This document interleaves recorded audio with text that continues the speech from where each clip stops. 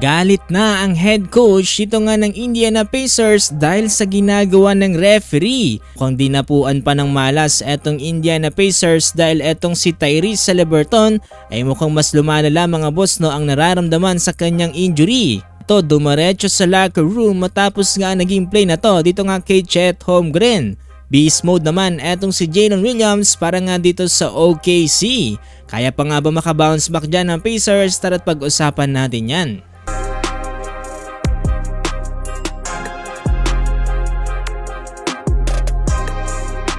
Eto na, game number 5 dito nga sa pagitan ng Indiana Pacers kontra nga dito sa Oklahoma City Thunder. Nalaman natin kung maide-defend nga ba ng OKC etong laban sa kanilang home court o magagawa nga ba silang maungusan dito nga ng Indiana Pacers. Ito opening quarter, gigil na slam dunk agad ang ibinigay dyan dito nga ni Isaiah Hartenstein mula nga dito sa assist si Jalen Williams para nga dito sa OKC. Pero hindi nagpatinag dyan etong Indiana Pacers at kaagad-agad lamang pumuntos etong si Andrew Nembhard at 5 points para kay Pascal Siakam mula sa kanyang pull-up jumper at isang 3-pointer. Para naman sa OKC, gandang hustle na Chet Holmgren mapailalim o kaya naman from beyond the arc. Eto nakapagtala siya ng isa pang tres para sa OKC. Unti-unti na ring sumusundot dito nga sa free throw line etong si SGA na sinasabayan naman dito nga ni Jalen Williams. Nagkaroon ng magandang momentum etong Oklahoma City Thunder kaya naman tumawag ng timeout etong Indiana Pacers.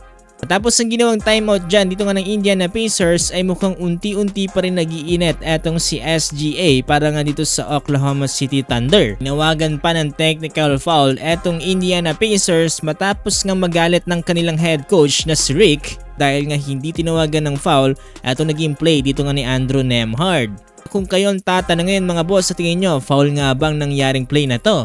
Under 6-minute mark na yung nakapuntos etong Pacers mula nga dito sa layup ni Miles Turner. Pero matapos yan ay unti-unti pang lumabong kalamangan ng Oklahoma City Thunder dahil nga sa magkakasunod na tres na ginawa nila Andrew Wiggins at Cason Wallace. Bago pa matapos ang first quarter, tinamaan pa sa mata etong si Williams ito nga sa naging rebound ni Obi Toppin pero buti na nga lang hindi naman yan naging malala. 32-22 up by 10 ang OKC at meron na nga dyang 10 points etong si SGA. Sa panimula ng second quarter, mas lalong bumanges from beyond the arc etong Oklahoma City Thunder dahil muli na namang nakapasok etong si Aaron Wiggins. Sabay pa dyan etong si Pascal Siakam kaso nga lang sinabayan naman ng bad news etong Indiana Pacers dahil etong si Tyrese Haliburton during display against nga dito kay Chet Holmgren ay tila nga ba parang na-out of balance siya mga boss dahilan para pumunta pa siya sa locker room.